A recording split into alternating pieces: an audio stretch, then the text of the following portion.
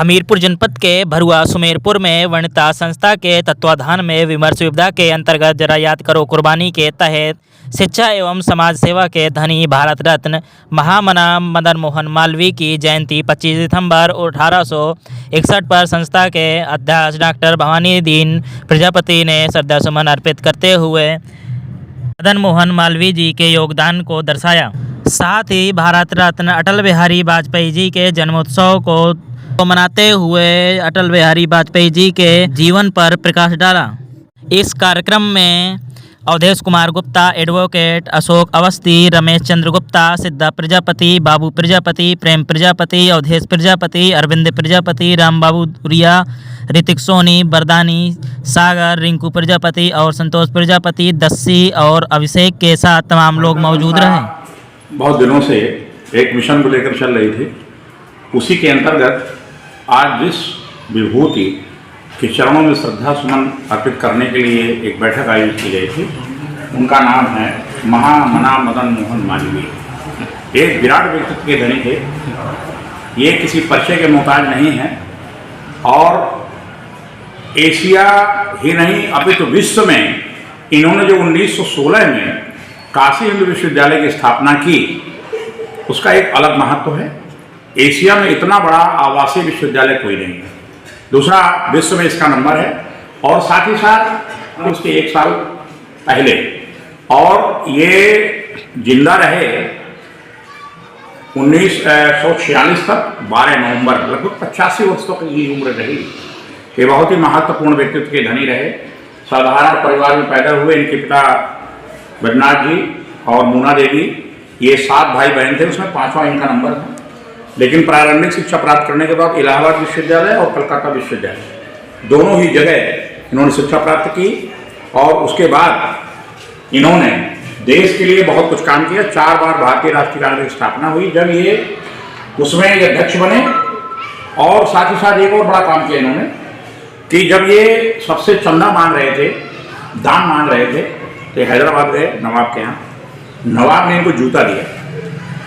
उन्होंने कहा जूता मुझे स्वीकार है। उसकी जब नीलामी करवाई तो वो हतप्रभ रह गया नवाब के, मैंने ये क्या किया।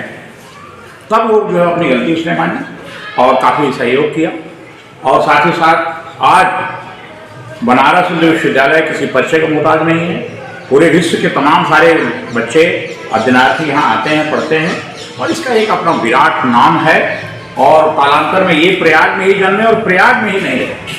ये अगर देखा जाए तो इनका बड़ा विशाल व्यक्तित्व था। ये गांधी जी से 8 वर्ष बड़े थे, 1861 जन्मे, और इसलिए ये 1946 में 12 नवंबर को नहीं रहे, 85 साल ही जिंदा रहे। और प्रयाग भी जन्मे, प्रयाग में खत्म हुए। इनके हम योगदान को नकार नहीं सकते।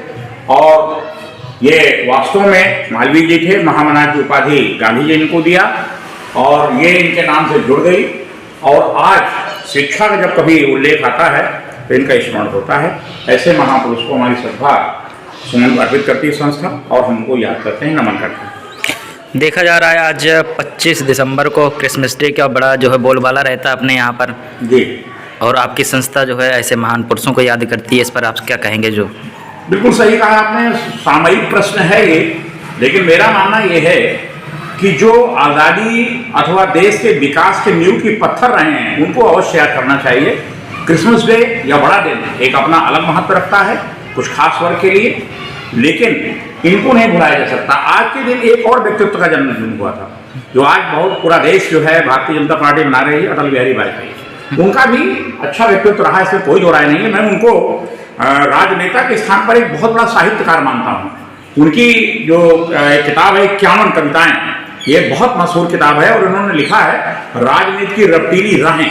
तो वो एक बहुत बड़े साहित्यकार, बहुत बड़े रचनाकार हैं। उनको हम भी याद कर रहे हैं, श्रद्धा सुमन अर्पित कर रहे हैं। लेकिन महामना वास्तव में महामना थे, और इनका स्मरण इसलिए आवश्यक है कि आज जितने लोग शिक्षा के क्षेत्र में आगे बढ़े हैं, जो BHU गए हैं या देश के कोने में फैले हुए हैं, तो महामना को भूल नहीं सकते। ये इनका बहुत बड़ा योगदान था, इसलिए इनकी प्रासंगिकता को देखते हुए हम इनको याद करते हैं।